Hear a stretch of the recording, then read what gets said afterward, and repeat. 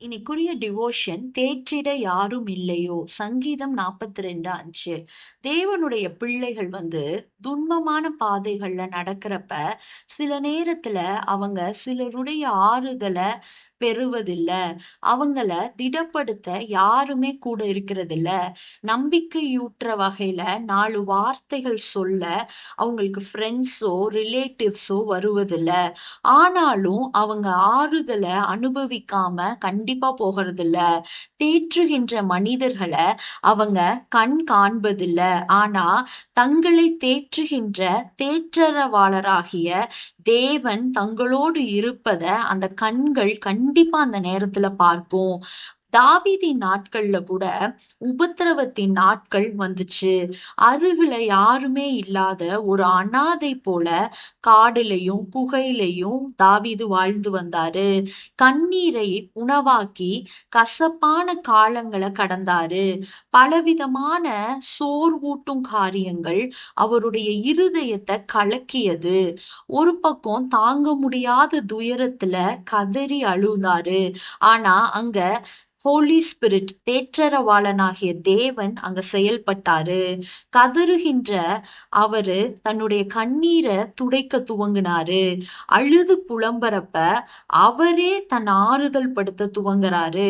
கலங்குகிற இருதயத்தை பார்த்து நீ ஏன் கலங்குறன்னு அவரே கேட்கிறாரு. சோர்வுகளின் மத்தியிலும் நம்பிக்கையோடு கர்த்தருக்காக காத்திருந்து தனக்கு தானே சொல்லி தான் மனச தாவீது திடப்படுத்தி கொண்டாரு.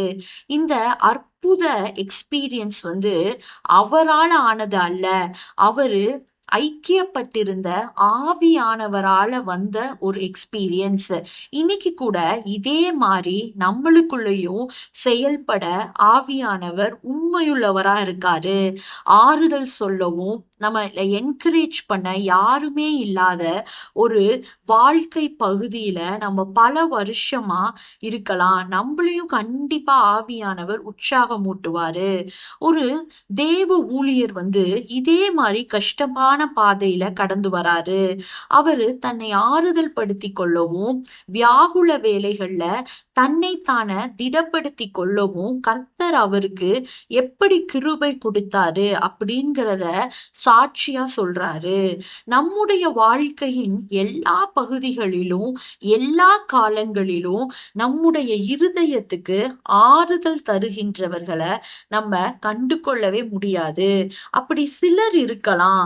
அவங்களுடைய ஆறுதலான வார்த்தைகள் நம்மள ஆற்றி தேற்றி திடப்படுத்தி விட முடியும்னு நம்ம கம்ப்ளீட்டா நினைக்க முடியாது. கர்த்தருடைய ஆறுதல் மட்டும்தான் எல்லா சிச்சுவேஷன்லயும் நமக்கு தேவையான ஒரு என்கரேஜ்மெண்ட ஒரு உற்சாகத்தை நமக்கு தர முடியும். யாரும் இல்லாதவர்கள் போல நம்மளை எண்ணி நம்மளே வருந்தி கொண்டு இல்லாம நம்ம எங்கு தனித்து லோன்லியா இருந்தாலும் ஆவியினால நம்ம தேற்றி விட முடியும். ஆவியானவர் நம்மோடு இருக்கிறப்ப நமக்குள்ள ஒரு பெரிய துணிவு வரும். மனிதர்களுடைய ஆறுதல் எங்கெல்லாம் தடைப்படுறப்ப தேவனால் வரும் ஆறுதலின் மகிமைய நம்ம கண்டிப்பா பார்க்க முடியும். தேவன்ட்ட நம்ம ஆறுதலுக்காக ஆவியானவருடைய உதவிக்காக நம்ம ஜெபிப்போம். ஆமேன்.